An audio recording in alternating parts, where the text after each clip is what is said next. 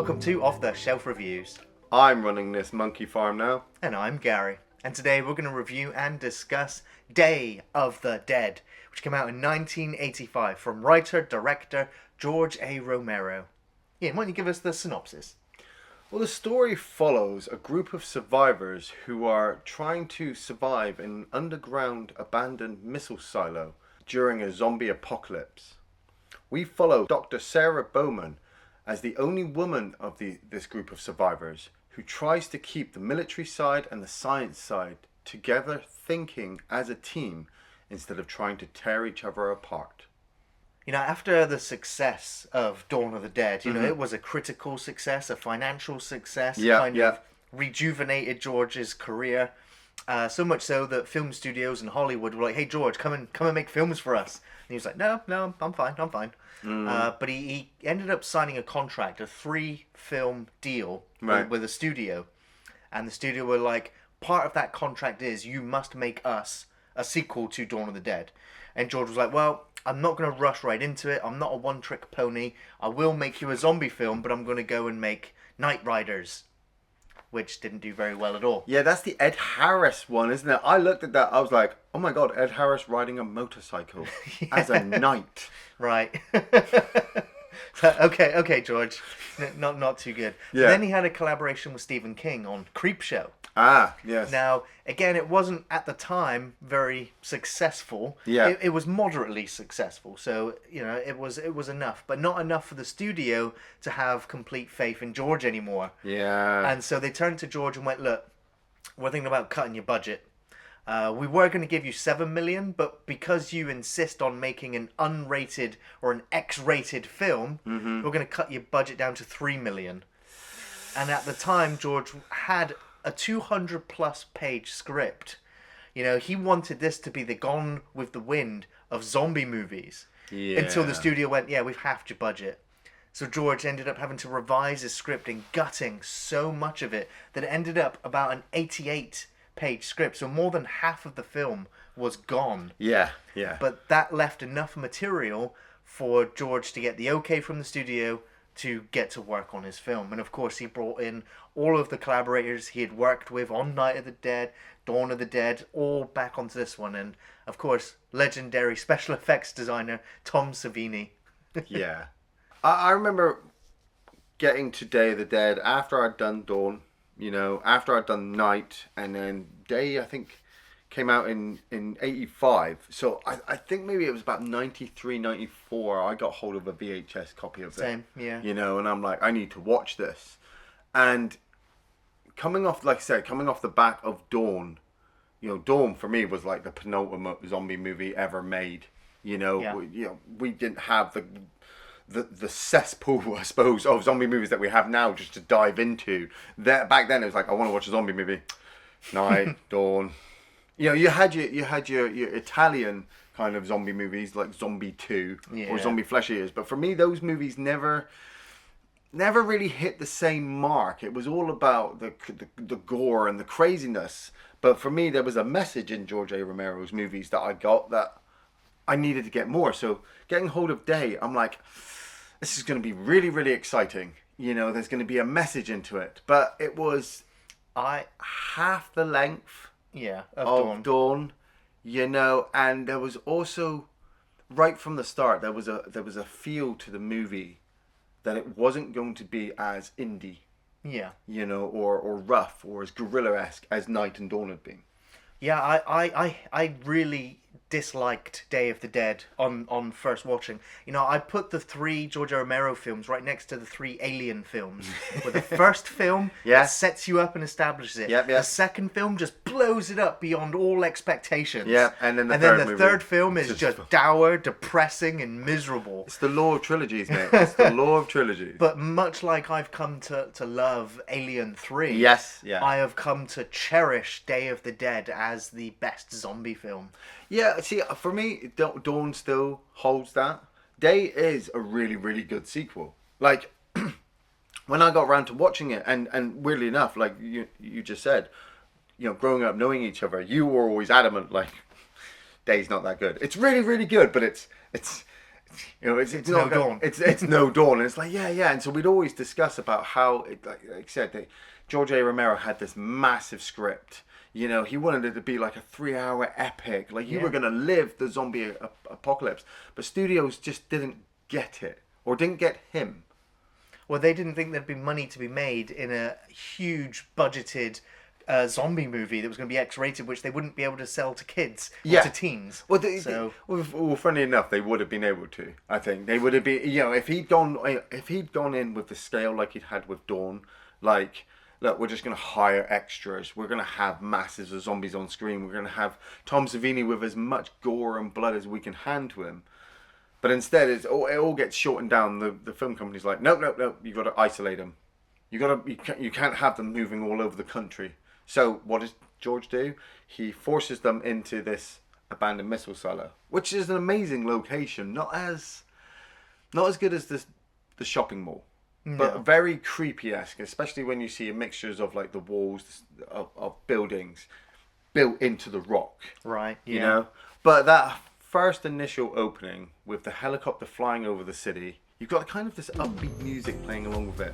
Like, everything's still okay. It's like this Caribbean kind of music. It's easy listening. Yeah. You've got Miguel in the back of the helicopter, played by Anton De Leo, and he looks like he's on edge. Yeah. And you've got Bill and John, the helicopter pilot and the radio operator, sat in the front, you know, bringing the whirlybird down. And this always sets up Resident Evil 3 for me. You know, this is how when I play Resident Evil 3, or when I look back at the cut sequences, it makes me think of Day of the Dead. Especially with that newspaper that flops up. The Dead Walk. Yeah. The way they got that newspaper just to spread over on the side. Yeah. That's perfect. That is amazing, you know. But the empty streets. Yeah, I know it. I know it's not real. I mean, what are we looking at? We're looking at a matte painted backgrounds. Yeah, but it was actually, you know, they shot in Florida. It was a location mixed with matte paintings. Yeah, but it's. But you never got to see the city streets in any of the Dead films until now. Yes. And so watching these zombies just climbing up from wherever they were resting, because they've heard the Miguel shouting down the megaphone, just slowly making their way towards them. He takes his headphones off and he's like, look, you can hear the zombie dead over the engine of the helicopter. Yeah, there are so many of them. And and you get that fantastic puppet of Tom Savini, the one with the jaw missing, which was an accident when he was building the puppet. He drilled into it and the jaw flew off and he was like, ah! But now with that tongue hanging out and the way that it's been restored now on sort of Blu-ray and 4K, you can see all of the gore effect. Because on VHS, it was just silhouetted and you just saw maybe an outline. But but it still was amazing against the backdrop and the title popping up. You're like, oh my god. And especially when you cut to the zombies on the streets, there's still a few maybe purple-esque, greyish skinned zombies walking throughout around. The film, they had, you know, they hired 20 plus extra crew to do the makeup. Yeah. And all of them had different ideas, and some were like, well, we're just going to do them like George did, well, like Savini did them in Dawn of the Dead. Yeah. Whereas some of them are a bit more progressive in their artwork and created newer zombies or more rotted zombies. So you get a good contrast. Yeah, there's just parts missing off of them. But just watching them come down the street, Miguel starts to freak out. You know, the boys just don't want to be there for too long. And so we get immediately back in the helicopter and we fly back to home base. And it's strange because, you know, the timing of this film, like, we know society has collapsed. Everything has pretty much been overrun. This is the last pocket of human survivors, I believe, in this universe. Yeah. You know, now, it's you kind of have to headcanon it in a way that it kind of all fits in the same universe, because there's like at least 10 years between each film, and so technology is changed so much that, you know, by Day of the Dead, you're like, well, this isn't the 60s anymore. No. So it's been, what, 2 decades? But no, it's been a year or two. So you kind of have to headcanon it into one universe, or you can easily just look at it and go, this is, you know, another zombie outbreak on another realm of existence, whatever. But it's trying to construct this little life that these people have. Like I said, you've got John, played by Terry Alexander, and Bill, played by Jarlath Conroy. You know, we've got Dr. Sarah Bowman, played by Laurie Cardille. Just want to bring up that she's the daughter of Chilly Billy. Really? Who was the news reporter in Night of the Living Dead. Nice. You know, we've got, I mean, they're like your group of scientists. I mean, we've got Dr. Frankenstein, played by Richard Liberty as well, and his assistant. But they're the last of the, I suppose, the smart people.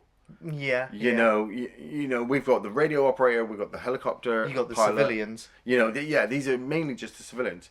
Then you've got your soldiers. Yes. You know, we've got these two guys outside at the moment who are, you know, just, well, they're growing weed, obviously. Just want to bring up, that's one of those is Greg Nicotero, who plays Private Johnson. Nice. And, you know, Greg Nicotero is the guy responsible for all of the zombies in The Walking Dead. Yeah. Countless amounts of other films and practical effects that he's done. Man. Got his start under the wing of Tom Savini. Learning at the table of the master. Exactly, You know, and yeah. being in this film as well. But we've also got Rickles and Steele. Man,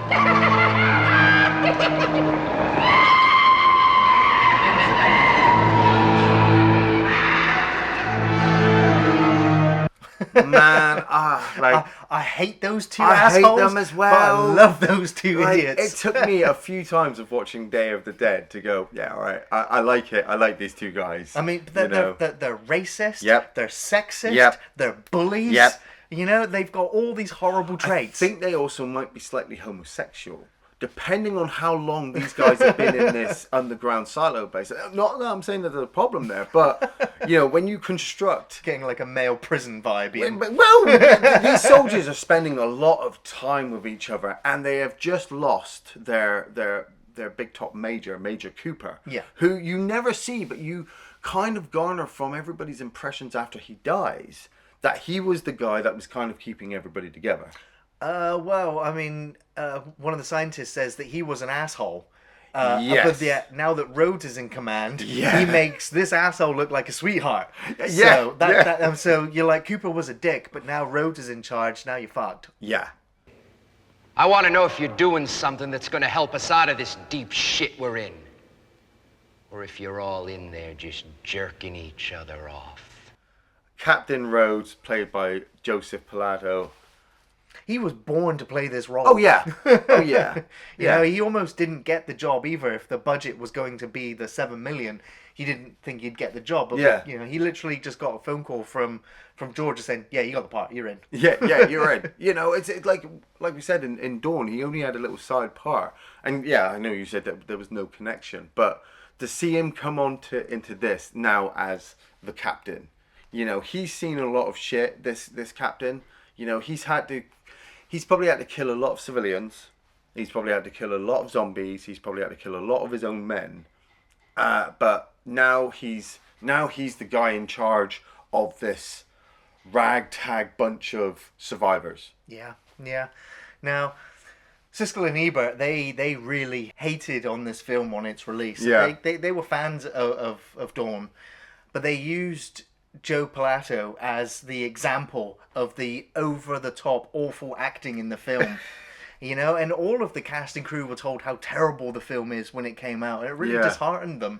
Yeah, see, I've got to admit, after coming off the back of Dawn, like you said, the first time I watched Day, I was like, there's something different about this film. Rhodes is so great. Like, I appreciate this movie now because there's nothing else like it. Rhodes is so great that when he stands there and he's looking at Dr. Bowman and he's just like, man, you know, he's rubbing his chin thinking about raping her. You know, his men are looking at her thinking, you know, what can we do for her? It makes me feel uncomfortable. And that's a kind of a good thing because I'm in the middle of a zombie apocalypse. Right. These people have nowhere else to go. They are literally at the gates out there. You know, part of me is just like, you could go up there with all the ammo that you've got and blow the fuck out of them. But more are just going to come. More are just going to come agitated with the sound. And why are they staying there? They're staying there because A, there's nowhere else to go. And B, they have Dr. Frankenstein still studying the corpses. Still trying to work out what makes them tick. For me, the Logan is just another one of those characters that makes this film work. Well, yeah, even on the first viewing of this film, I just wanted more Yes. scenes of him. Yes. Yeah. And you get the sense that he is going slightly insane, and there are a few hints towards the film until the reveal that he has completely lost the plot. But until then, you're kind of with him. You're like, he's the most reasonable, logical one out of all of them who makes the most sense. And he's the only one who can put Rhodes in his place. No one else can. And he just uses cold, hard logic. See, I partially agree with you there. He has the right frame of mind of trying to study the zombies. But he is batshit crazy right from the fucking start. Yeah, but you don't see that. Oh, yeah, well, I do. The first time I saw it, I do. You could tell by the look in his eyes, the way that he acts around the zombies. He's way too casual around them. He's comfortable. He just, in his lab, he is a god. I look at Sarah's character. She's the most logical one. She kind of wants to get out there, but she kind of wants to understand, what they can do to make all this stop. She's probably lost people and lost family.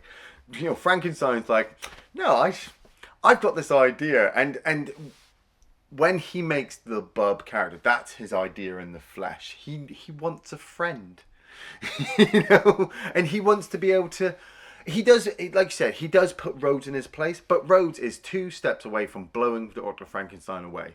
He is just looking for a fucking reason. Yeah. But Rhodes isn't. Rhodes is. He is a cold murderer. He's a murdering psychopath, but he's not just yet. He is still waiting for that reason, and Frankenstein is goading him. Yeah. He's got that crazy look in his eyes, man. When he straps him up in the lab, like I've always wanted to say in Day of the Dead, the whole stuff with Dr. Frankenstein is the core of the movie.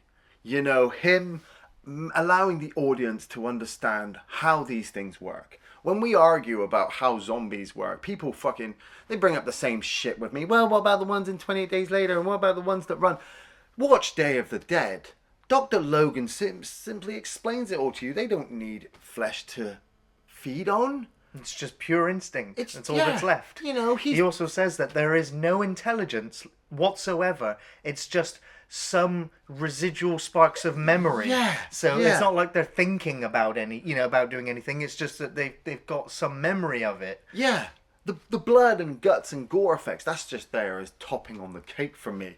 I needed something in Day of the Dead to really make this film kind of stand out, just like Dawn, just like Night. The zombies again in this are very different, as in there's a sequence where they've had to go and bring in 2 more zombies from the mine. Yes, yeah. And they bring them in and they tie them up into the wall and they're about to leave. And Steele was just like, "Shut the fuck up, you fucking puss bags!"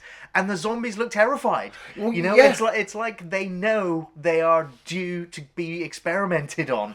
And and the female zombie kind of looks to the other zombie for like, what are we going to do? How are we going to get out of this? Yeah. And it's just like, there is so many little bits of humanity left in these zombies that it makes you question. I noticed this time round that some of them that they grab have already got collars on, with little hooks on, dog collars, and it's such a great ingenious idea to have kind of this like cattle blockade thing.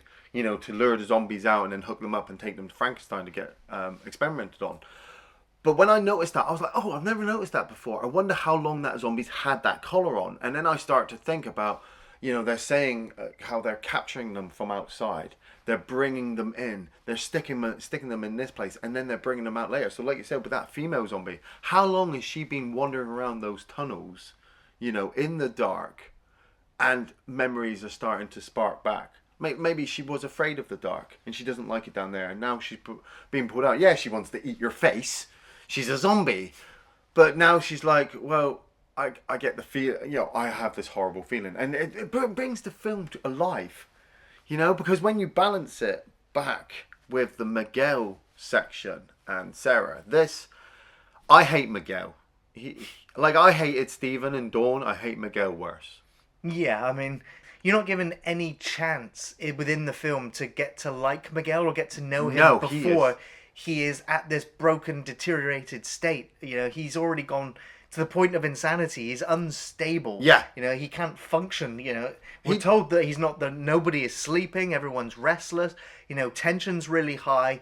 And he seems to be, you know, it's explained in the sort of the behind the scenes of the character that he's the only one who's kind of lost the plot, that the world is ended and everyone else is carrying on, doing their jobs like it's a normal day in the army. And he's just like, the world is fucking ended and all of you are just doing your day job. He's got all of those necklaces around his neck, and I noticed it this time around. I'm like, has he taken them off of buddies that have died?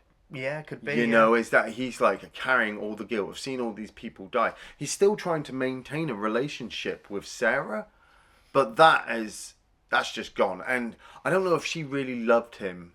Maybe in the beginning, but maybe in the beginning, like he was protecting her, but now like he hits her. He's fucking abusive to her. She's trying to help him by putting him to sleep, and it's affecting her as well because now she has to watch him. You have that awesome sequence where she's already seen a zombie spill over its guts in Dr. Frankenstein's lab, that when she watches it in her dream sequence and Miguel spills over as well, you're like, holy fucking shit. Her dream sequences in this film are brilliant. You know, we had that one at the beginning. Yeah. The way the film just kind of opens with her just in a room looking at the wall. And you're like, what the fuck is this? And then the arms come through and you wake up in the helicopter. It sets you up to say, look, this is your main character, but she is really, really on the edge. You are afraid, aren't you? Just as afraid as I am. So we mentioned Bub earlier. Yeah. And it's one of the greatest moments in the film where Frankenstein's like, all right, I'll show you what I've been working on. I'm going to introduce you to Bub. And he brings the scientist in and he's just like, look, I'm just going to put Salem's Lot on the table along with a razor blade and a toothbrush, and he's like, let's just see what he does with them. And he picks up the toothbrush and you see Bub's gnarled broken teeth. He's like, throws that away, grabs the razor blade, starts shaving, starts eating his own flesh off the blade. And then he picks up the book, and Frankenstein's just like, he's never had a book before. I just want to see what he's doing. And he's there willing Bub to open the book. The book. And he does. And he starts looking through the pages. You're just like, wow, there's, we've seen zombies do things in the past. Yeah. But it's like the other guy scientist says, he's like, look, I've seen zombies in a car, trying to drive down, down the road. It's like, doesn't make me want to be its friend. Yeah, but it's what he's not doing. Yes. That's the beauty of it. Not getting excited when Frankenstein comes in the room. It's not seeing him as lunch. Yeah. But then Rhodes comes into the room. And this is one of the great moments where Bub notices it's a military person and salutes him. Yeah. This sets Steele off the edge, just in hysterics. He can't believe what he's seeing. Rhodes is just fucking disgusted. Just pulls his gun ready to shoot him. Yeah. And you can see Bub, he's terrified. He's like, I'm about to get killed. Yeah. You're like, there's so many emotions coming from this zombie. It's just really peculiar. It's kind of, I almost don't see Bub as a zombie sometimes. He is another character entirely. I see him as the next stage, I suppose. I'd already seen zombies doing stuff throughout the other two movies that when I got to Bub, I'm like, this is the next stage, but... Mm-hmm. You can't possibly do this on a large scale. It would take so much resources to be able to do this to the whole. But that's what the original script was that Frankenstein would have a small army of Bubs that would be dressed in military gear that he would deploy into the cities with guns, and they would be gunning down all the zombies for the survivors. That's what the original script was. But so now we just get all of that condensed all the way down to the one. But because of that, I like the fact that George had to do away with so much, because I see it as him being forced to refine his ideas to a pinpoint, which is why it works so well, having the one character establishing all of that. And at the same time, like I said, even though I had negative feelings to the movie, it's the fact that having to shorten it all down makes it kind of more independent, more guerrilla-esque, because he's now having to go, right, I can't explain everything in, like, an hour's worth of dialogue. I've got to get everything shortened down. You get everything from Bub, from his mannerisms, his eyes, the way Dr. Frankenstein, acts to defend him as well, the way he takes the gun from Sarah and hands it to Bub, and the way then Bub obviously pulls the gun and puts his hand together, and you're like, motherfucker, that zombie's got a gun now. Yeah. And you Rhodes. like I said, this is the point for me where I'm like, Frankenstein's fucking insane. You know, he's got these military guys to protect him, but now he's showing off his new toy. Rhodes is fucking, crazy. Like, he just wants to kill them or get in the fucking helicopter and go. You know, and part of you's just like, I want to as well. Why the fuck haven't you guys left It's yet? like Frankenstein says, though, where would you go? Yeah. Where you can't just blow the piss out of them. Well, away from Frankenstein. That's where I want to be. I want to be away from Frankenstein. You really think you can blow the piss out of them? All of them? They have you in a hopeless situation strategically. You're lost. So then, obviously, when you get... I mean, it's only a tiny little moment, but it opens up the Bill and John characters where Sarah's walking down the corridor and the military guys all start fighting. Yeah. And Bill has to come along and rescue her. I always mistake Bill for Rowan Atkinson. He has that. You know, he just that has look. that look. Yeah. And he takes Sarah all the way through the back tunnels, which I think makes the set look absolutely brilliant. The fact that they have this huge mind working, you know, they've got all these, you know, Winnebagos and equipment that people store that nobody's ever going to get to because they're all dead. And they come across The Ritz. you know, their little holiday home. Yeah, he takes her out back and it's all summery and looks like they're on the beach of Hawaii. Yeah, but I'm just like, I sit there and I'm like, why?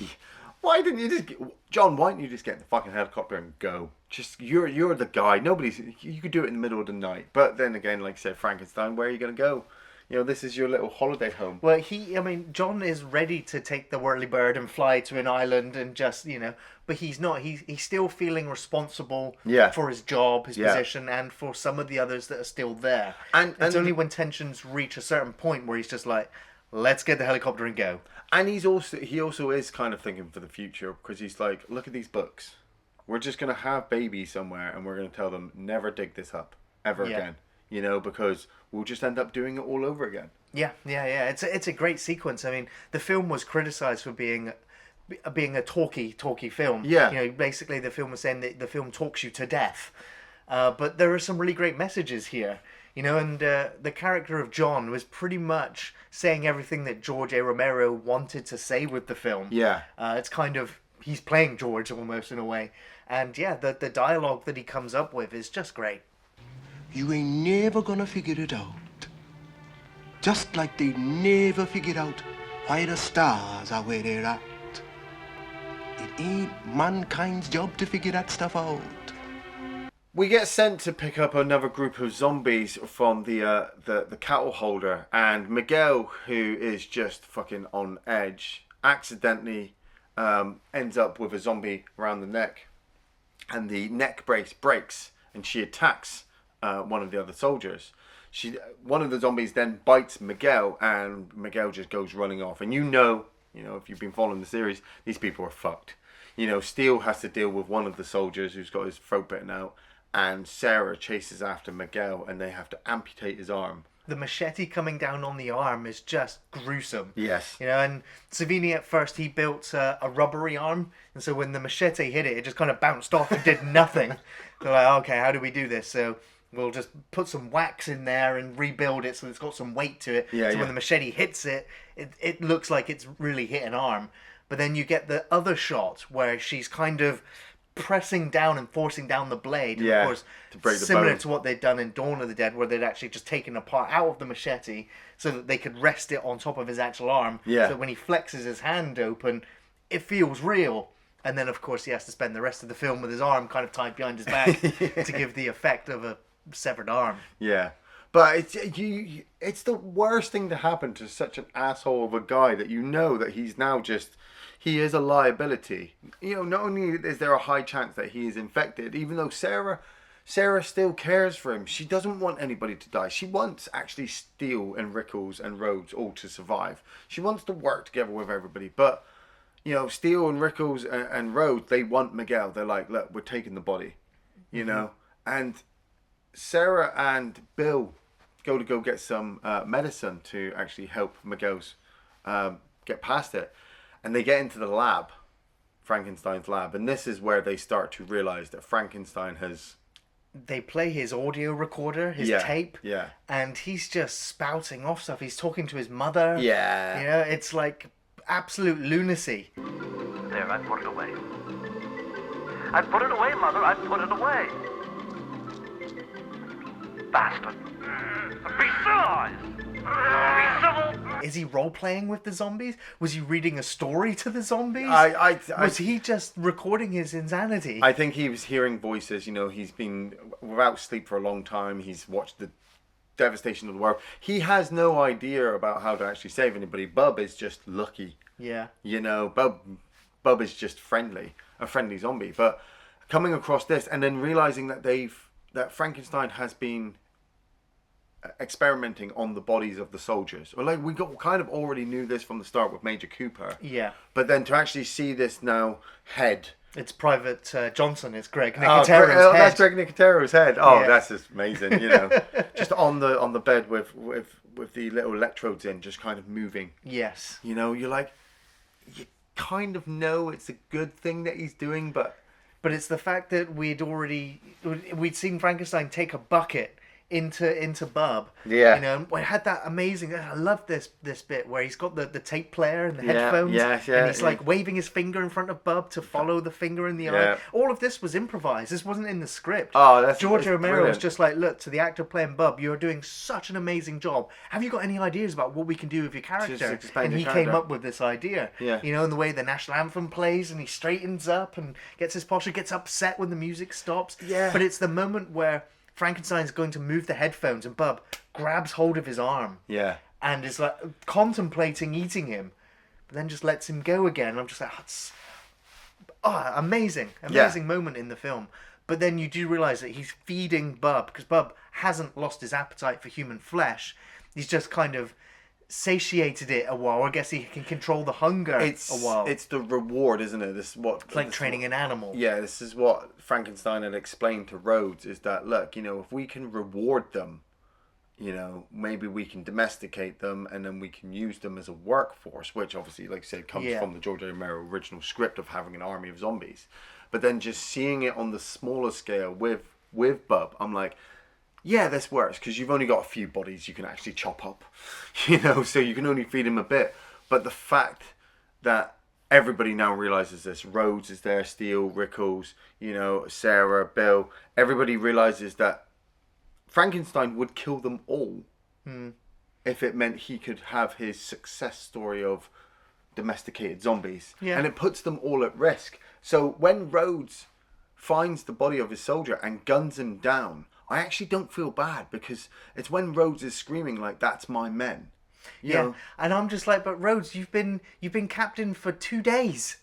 Like, and he's like, "That's my men in there," and I'm like, Jesus. Yeah, but still, it's the matter of responsibility, isn't it? It's just like what John was saying. Like, he's got responsibility of his job. Military have gone insane. Scientists have gone insane. Like the civilians are at the edge. Like a question, like in this camp, where Rhodes was. Like, there are only like 5 soldiers.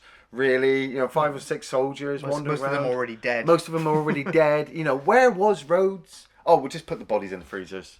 We won't take them out. This is the thing that bugs me throughout the film, is that we see what the civilians are doing, we see what the scientists are doing, but Rhodes is always like, "Steele, we got work to do." Get out of there, Steele. We got better things to do. Yeah. I'm like, what? Where are you Clean going? your rifles? Count the ammo? I'm telling you, there's the like I said, It really does frustrate me. I'm like, you never see them doing anything other than sitting around, lounging, doing puzzles, drinking beers. Drinking Where the fuck beers. are they get all those beers? Right. You know, like, so what are they doing? Are they planning a military operation? yeah, like target practice at least, boys. Just. But he guns down Frankenstein and takes the assistant scientist hostage as well, and they head out to grab Miguel. And at this point, Miguel has actually escaped and headed his way back to the entrance. And John realizes that Bill, his best buddy, and Sarah have been captured by Rhodes, that they have this whole massive standoff, discussing about the helicopter usage. We can't take everybody. Right, so we're just taking the soldiers. And John's like, it's not happening, man. And he just guns the scientist down. Yeah. And I feel really bad for that one scientist because he was always a background character. He never really had any major parts. He was always kind of friendly to Sarah.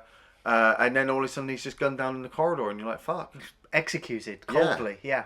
I lose all kind of respect for Rhodes at this point now. I'm like, whatever happens to you, I know shit was bad. Not that bad you had to kill a man in cold blood. Right. But they send Sarah and Bill through the shutters, through the cattle container out into the zombies and Steele starts to beat on John until John is ready to obviously fly them off in the helicopter. And it's building up to just an ultimate fucking ending, because Miguel is gone.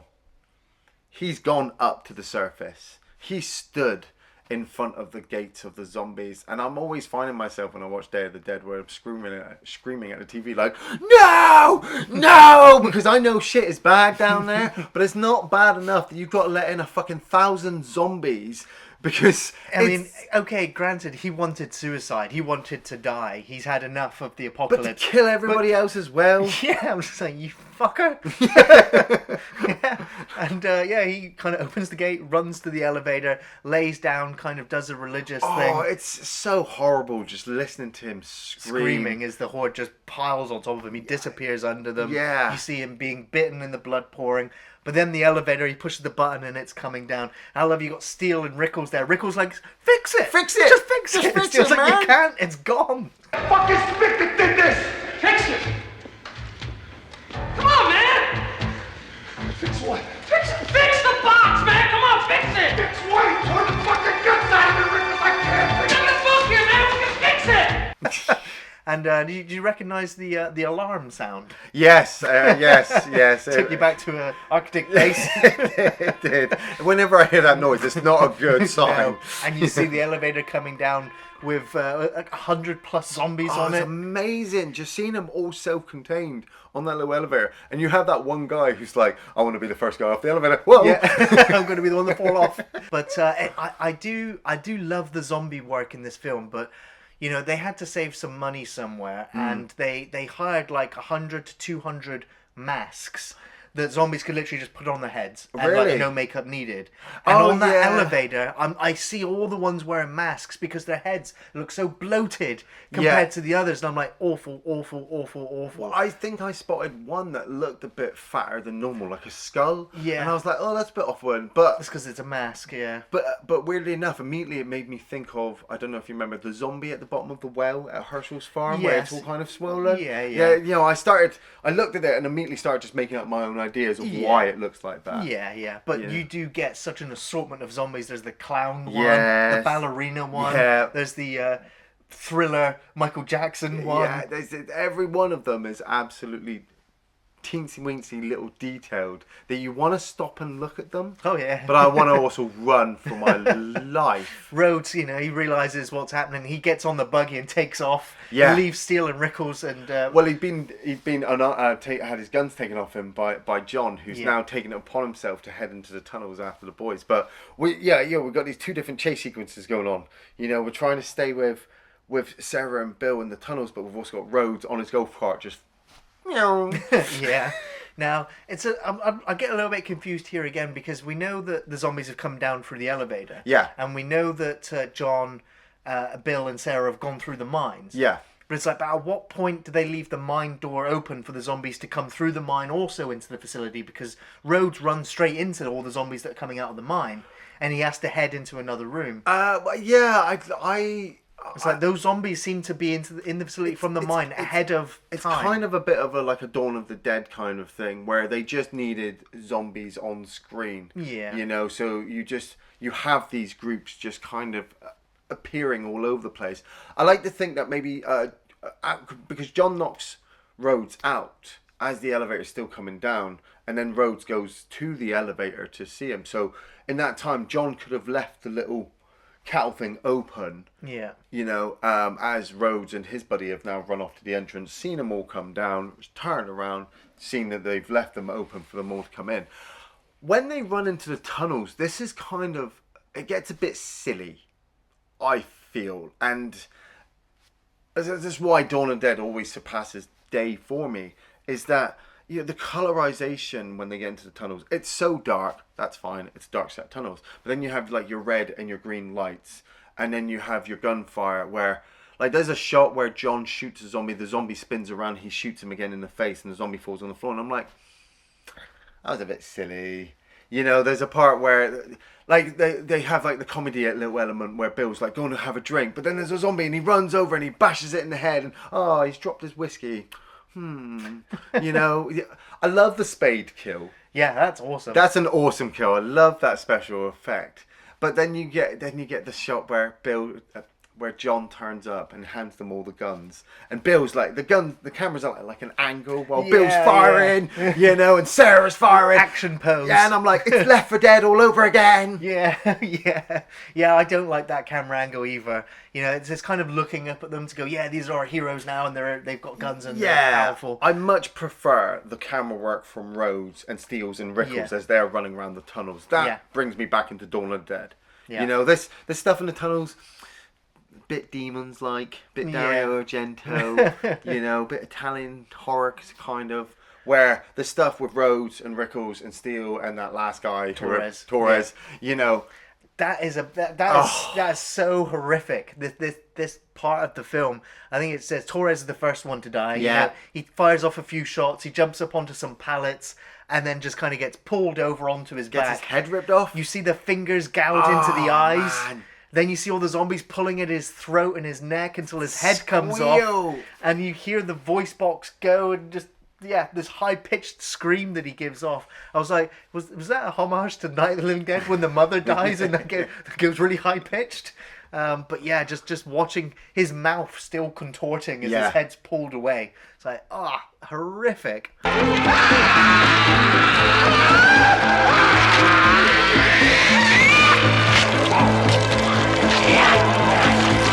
And then you see Rickles, and he's hysterically laughing, It's like, has he gone completely insane? Is he having the best time of his life? Well, yeah, I think he was always insane, but now he's just like, it's all over now. And it's the fact that he is laughing as the zombies are tearing at his flesh. Yeah. Up until the point where he just starts screaming. You see his eye pop out of his face. The blood's going everywhere. The zombie hands are just pulling him to pieces. The blood looks a lot better in this one. Absolutely. I mean, tonally, this film is a lot darker and is definitely not the comic book style of Dawn of the Dead. It's gone for realism over everything else. And then you see Steele, he kind of gets trapped as well. He ends up having to shoot his way through because Rhodes locked the door behind him. Yeah. He ends up running into sort of the laboratory, Yeah, shoots a bunch of zombies, but then one jumps him. Well, he was gonna kill Bub at this point. Bub's turned up with his gun, and we'd seen Bub come across the body of Frankenstein and be quite emotional about it, and kind of formulate the plan for revenge in his mind. Where he's got the chain that's broken off, and he comes up to Frankenstein like, look, you need to tie me up again. Look what I've done. Look, I've escaped. But then there's that long pause where he's just looking, and then he realizes that he's dead. He's not coming back. And I was like, Frankenstein got shot to death. He should actually come back to life. But I'm like, it's not the Walking Dead universe. You need to be bitten by a zombie to come back to life as a zombie. Yeah, they don't fully explain that, do they? Plus, at the same time, he's in a freezer, so he might be coming back, but a lot slower. Yeah. But he manages to pick up the guns and heads through the facility, comes across Steele. Steele's 2 seconds away from blowing him away and gets bitten. And knowing now that he's fucked, he tries to kill a couple of zombies and just blows himself away. Yeah. And, the actor, again, he knew that the part he was playing was an asshole. And he was at the end, they were about to film the scene, and he turned to George and he went, look, I want to try and redeem Steele just a little bit. I want to give him a religious kind of ending. Yeah. And George was like, yeah, okay, that's fine. You can do that. Yeah, because that kind of is just like, look, if I'm going to... Yeah, if I'm going to hell. I'm really, really sorry, Yeah. But Captain Rhodes' death. He's going through the facility. He realizes he can't go that way. He can't go that way. He runs into the storage room, grabs the ammo, and he runs out. I'm like, just put the ammo in the gun now. Fucking load it. He's like, no, I'm going to go running out. And then Bub steps out. Or stay in the room with all the guns. Yeah. For fuck's sake. That's a lot of guns. I was thinking. And he's like, no, he's determined to go and get John and get an helicopter. Yeah. And he runs out and can't load the gun because he's panicking now. Bub shoots him. You know, he drops the ammo, he runs around the corner, he's trying to escape, and Bub shoots him again. Yeah. I love the shot of Rhodes just leaning against the wall, going, come on!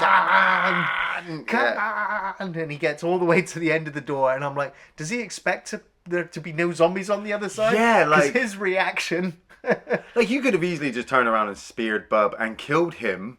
Right. You know, like Bub's not a trained martial artist. It's a zombie who's just figured out how to use a gun.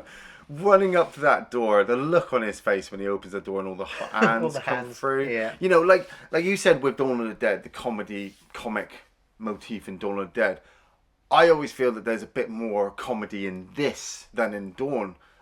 Simply because some of the reactions, like that door sequence, you know, it just seems like such a joke for him to open the door and be like, there's a lot of zombies, you know. I'm like, well, of course there is. There's fucking, the whole facility's overrun, and then just. I really wouldn't say this film has more comedies than Dawn. No, I know you wouldn't, but it's just some of the, like you said with Rickles as well. Rickles always had me laughing in some points because of how crazy he is.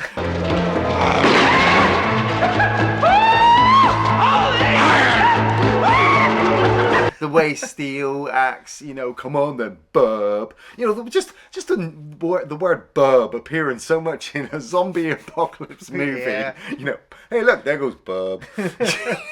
But him falling on the floor, and yeah, this movie cemented for me at the time of how amazing you could get special effects wise gore and bodily dismemberment, and just watching Captain Rhodes get his legs ripped off. Now that's some Oscar award winning shit right there. Yeah. Now I think anybody in that room at the time that they made this should have won an award for something, especially when you know the story behind that sequence. Yeah. Where they got all the meat from the butchers, all the pig guts and intestines, yeah, and they put it in the fridge, yeah, or in the freezer, and they were like, that'll keep for the next couple of weeks, because now we're all off to Florida to go and shoot all of that sequence. And when we come back, we're going to do all the zombie gore and Rhodes' death sequence. They come back a week to 2 weeks later and realize that those that work in the mine just went, oh, somebody left the fridge on. Boop, take the plug out. So even before they got to the set, the smell of rotted pig flesh had just permeated throughout the entire mine. Like underground shit. So then, you know, Rhodes, Joe Pilato is laid there, and they have to pour all that guts underneath him. So he's the closest to it for the entire shoot. All of the guys that are making the effects, the film crew, they've got inhalers on. They've got special balm underneath their noses. You know, that's a medical hazard right there. Yeah, they were just like, Joe, just don't breathe. You know, don't eat or don't drink anything because you'll die. You'll get really ill and die. How long am I here for? 4+ hours. 4+ hours, mate. So, but the thing is, it's like when Joe retells the story of like the moment they pull his legs away and all the guts are exposed, like to be able to act still whilst that it's fucking amazing. And the dialogue that goes along with it, with him just screaming choke on them. He improvised that himself as well. Just like I said, I remember the first time watching this film, like, this isn't the same as Dawn of the Dead, but sitting at the end with this sequence, like, oh my god, that's fucking amazing. You know, just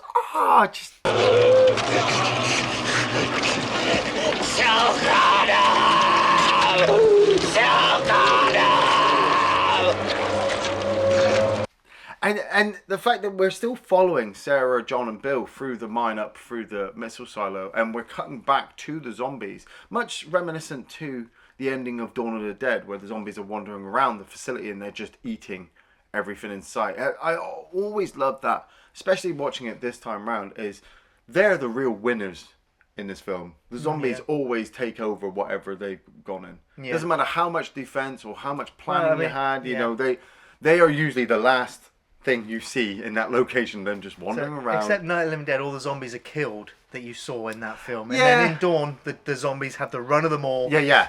And now this one, they've got the run of the mine. You know, they're in there. Yeah. But then Sarah, Bill and John get upstairs and they run for the helicopter. And just as they get to the helicopter, Sarah opens the door and she's immediately grabbed by a bunch of arms. Last moment jump scare from George A. Romero because she wakes up on the beach. And I remember a bunch of my friends were like, how did she survive that? And I'm like, it was a dream. No, but the zombies were in the helicopter. Obviously, they couldn't be in the helicopter, and they never got back up from the elevator. The elevator stayed there. Yeah, but it was a fucking dream, guys. It was a fucking dream. What, the whole film was a dream? No, just that fucking last section. Or maybe, maybe she fell asleep at that point with Miguel and she never really woke up. But then seeing her on the beach with the others, with the seagulls overhead and John's fishing, just like, maybe they did find an island and they'll be safe for now. So, Ian, favourite scenes? Oh, man, I've got to do it all over again, just like I did Night of the Living Dead and Dawn of the Dead. I mean, I love all the zombie work. The whole film is fucking brilliant. But it's also one of those films that you need to watch like 3 or 4 times to really grow to appreciate it. Because all the zombie effects. Every time you see a zombie on screen, it's just something to behold. Everything from the standard zombie, that's biting a guy on the arm, all the way up to Bub, the way he acts in front of the equipment given to him. There's just... There's a life behind a zombie's eyes. Yeah. I suppose, which is weird to say. That I look at when I see a zombie on screen or in a picture, I look at their eyes immediately. Maybe because I'm aiming for the head. But I'm looking at their eyes. I'm like, what kind of life did you have? What are you thinking of right now, other than I want to eat your flesh? I love all the stuff. Just right at the end, the action sequence. From the moment Miguel gets his arm bitten, I suppose. The special effects that lead up throughout this whole sequence, the fight sequence with John and Steele. Him Miguel going up to the elevator, setting off the elevator. Like I said, the tunnel sequence I don't really like that much, maybe just because the way it's filmed, the style of it. But I love the effects of the zombie kills, especially the shovel to the mouth. Mainly just zombie stuff. Yeah.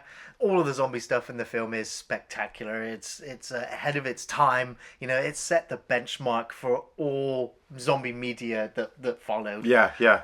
But for me, when I think of Day of the Dead, I think of Frankenstein, I think of Bub, and I think of Rhodes.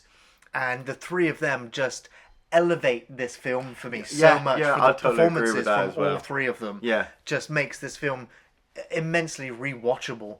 As you said, the gore levels, Tom Savini and Greg Nicotero and the team that they hired for this film are absolute experts. And they've created imagery which will, stay with you forever. Yeah.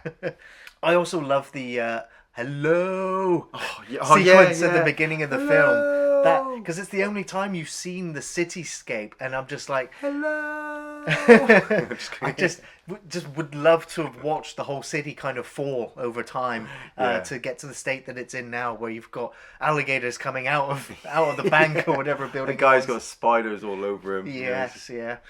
So just love seeing that and the world that George A. Romero created with this film. This film gets an incredibly high recommendation from me. The breakdown of trust of the people, the breakdown of trust of the governments and the institutions. It's a really bleak and very dour experience for the most part. But that is one of the reasons why I absolutely love this film.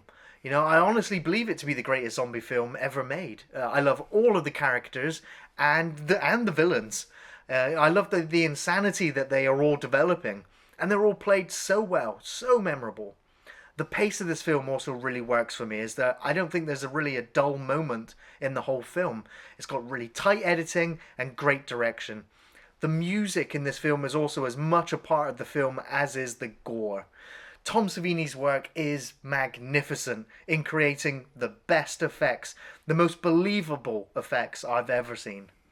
This is more than just a zombie film, and it will linger in your subconscious forever. It's a real masterpiece, a classic, a must-own, must-rewatch film. Like I said, this film, I had to get into a couple of times to really fully appreciate it.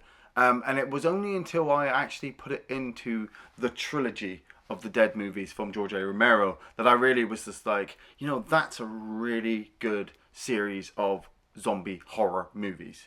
You know, I got all my social commentary and messages from the first two, you know, that talk about consumerism, you know, and the way we treat people. Now in this movie, I've got science versus military. Who's right, who's wrong, and at the end of the day, does it really, really fucking matter when the world has come to an end and you've got millions of the dead everywhere? It's all about just survival. Some people have said that the film's kind of like an allegory for George Romero himself, where, you know, the civilians are kind of him, and the military are like the film studios that own the money. Yeah. And it's just like all of George's anger and resentment at the Hollywood system is depicted by the military. And that's what I was going to say as well, is that the first time you watch this film, you might think it's disjointed. You might think that something's missing. You might think that, you know, it doesn't flow as well, or it's not as long, or it's not as gory, or there's something missing in Day of the Dead that is there in Night and Dawn. But it's that point that makes Day so good as well, is that when you learn the history behind it and you realize the trouble they went through, even though he had the freedom, you know, people were like, oh, you're such a great guy, George, just like they'd done with Night.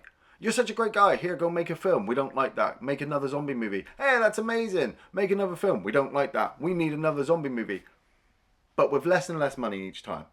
You know, and less input, and less, you know, George A. Romero at this point, he was kicking on a few years. You know, he probably just wanted to sit back and retire, and instead he's flying over to Florida and having to get a large group of zombies together, which, you know, actors are not the only people who might get typecast. You know, directors do as well, and they kind of get sick and tired after it. They're like, I know that there's a following for this type of film out there, but these fucking assholes that control the money are just not listening to it. So then when I watch Day, I appreciate it. I love it. I love the fact that he managed to get the third movie made, you know? And it's just a shame of where it went from here. Thanks for watching Off the Shelf Reviews.